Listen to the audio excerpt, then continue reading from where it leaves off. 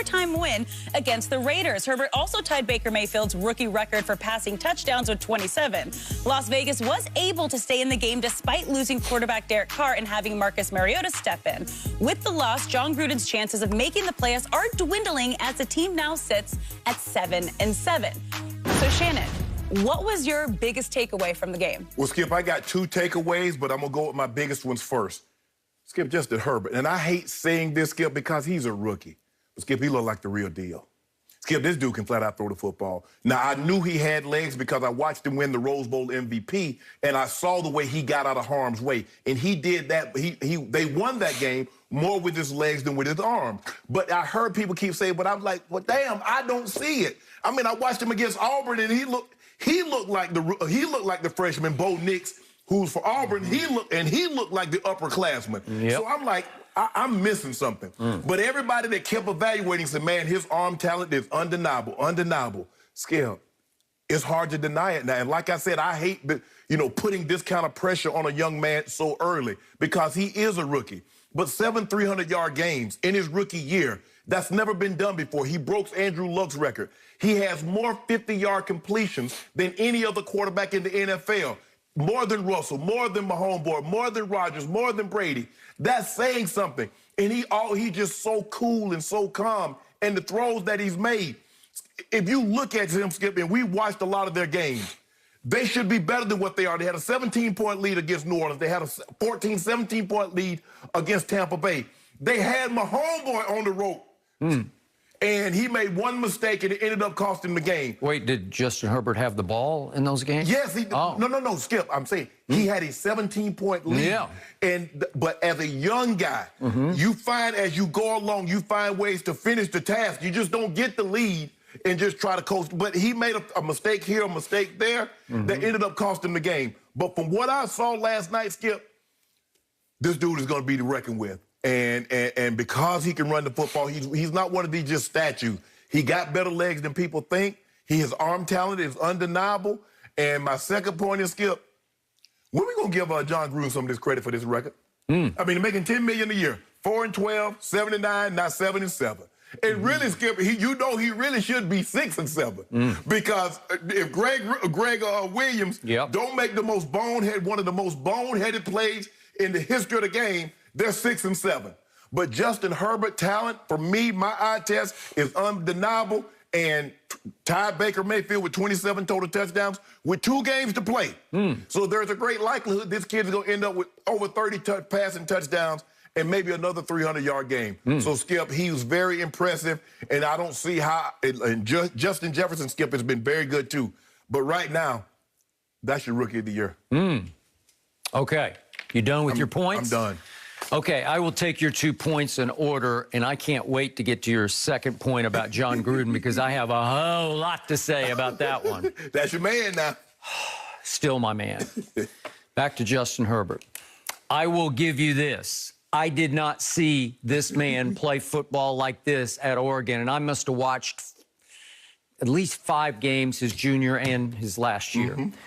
Did he come out early? I can't remember. It was his last 2 years at Oregon. But the point was, I watched a lot of Justin Herbert, and I never loved him because he had that tissue paper poise. It was disposable. It just came and went, and he just looked shaky to me. Like, I'm not sure what I'm doing in these big games. I think I might throw it to the wrong team. And it never looked right to me. He never seemed in total command of games. The Rose Bowl was the closest to being in total command, but it shocked me because he was not known as a runner, and yet he won the game with his legs. And I don't see him run that much in pro football, here and there, better than I thought. Right. But I will give you that he's been sensational, standing tall at 6'6", and strong in the pocket and throwing effortless rockets. Effortless rockets all over the field. Where I'm just overtime skill. He first caught my eye way back early in the season at Tampa Bay when he was suddenly ahead 24-7 because he was throwing rockets over that defense that I should have seen that coming because that Tampa Bay defense is rocketable deep. You can bombs away on Tampa Bay all day. But he couldn't close the deal. Right. And he couldn't close a whole bunch of deals. So I was happy for him last night. He finally closed a big deal on national television, live on Fox and NFL Network, obviously. But he hit Jalen Guyton, former Dallas Cowboy, believe it or not. We had to let him get away because we were so loaded at receiver. But he's pretty good. Right. And once again, the decimated Raiders secondary, he ran right by them, and it was 53 yards down to whatever it was, the 2, and finally he went over the top and finally got it in the end zone. Justin Herbert did. Now, back to tying the rookie touchdown pass record of one Baker Mayfield. I'm glad you brought this up because you have termed Baker this year a game manager and a front runner. Let's go back quickly and compare rookie years, shall we? Because Baker started 13 games his rookie year because, remember, Hugh Jackson would not start him from the start. Correct. So he did start 13 games. Right. Justin Herbert has now started 13 games. Correct. But Justin Herbert has thrown 45 more passes to date through the 13 versus 13 than Baker had 2 years ago in his rookie year. Correct. 45 more passes because, would you believe Justin Herbert leads the NFL in pass attempts? He's just throwing it. They are going Justin Herbert crazy, and I don't blame them because he is showing that he is the real deal. Yeah, okay? Eckler was out, so they really didn't have a running game, so it was basically him or bust. Okay, but let's give more credit than Baker got for 27 touchdowns to only 14, or it's pretty high interceptions, but 27 to 14 his rookie year. That was sensational. I don't think Baker got enough credit for 27 in 13 games with 45 fewer attempts than Justin Herbert. Justin Herbert's now the flavor of the year in the NFL, and Baker was the it kid, but it was more about Baker on and off the field. What he said, I'm feeling dangerous, that sort of thing. But 27 touchdowns and 13 starts was for a rookie quarterback. But let me ask you a question. In any of those 13 starts, did you think Baker Mayfield looked as good as this kid looks right now? Skip 7 300-yard games. Okay, remember, my view is colored. I loved it's colored with crimson and cream because I'm a University of Oklahoma fan. So I wanted him. I thought he should have been the first overall pick. So I was ecstatic that he finally got a shot and seized his shot in his rookie year. Yes. Okay. So yes, I saw fire in him. I saw that competitive craziness that he plays with that I love more than this kid is stoic. He is stone-faced. Yes. I don't see physical leadership as in body language leadership. But I'm talking about just ability to throw the football. No, he's 6'6". And that was the thing, because you love Kyler. You said Kyler had the great. Kyler ain't thrown the ball like this last year. This kid, Skip, this kid is throwing the ball like a 4 or 5 year vet. We don't see kids coming to the NFL, and what we've seen is more and more guys, because they go to these 7-on-7 passing camps, and they've been throwing and they go talk to Trent Dilfer and all these passing gurus, Skip, and they're better prepared coming into the NFL than what they were, say, 20 years, 30 years ago, obviously. Okay. But what I've seen this kid do, the way he's throwing under pressure, and you know New Orleans can come get you. But look at what he was doing against New Orleans. He was up 17 on New Orleans.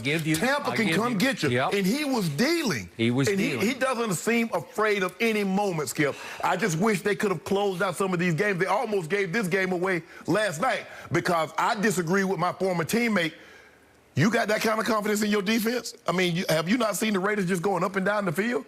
And you're going to try a 50-plus yard field goal with that janky kicker?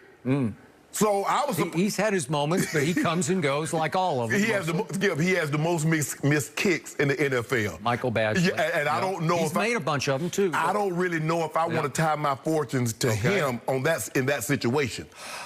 Okay, so he did obviously give the Raiders a reprieve. Yes. Okay, now back to John Gruden. I will be the first to tell. Let me finish quickly on Justin Herbert. I should have closed this deal because.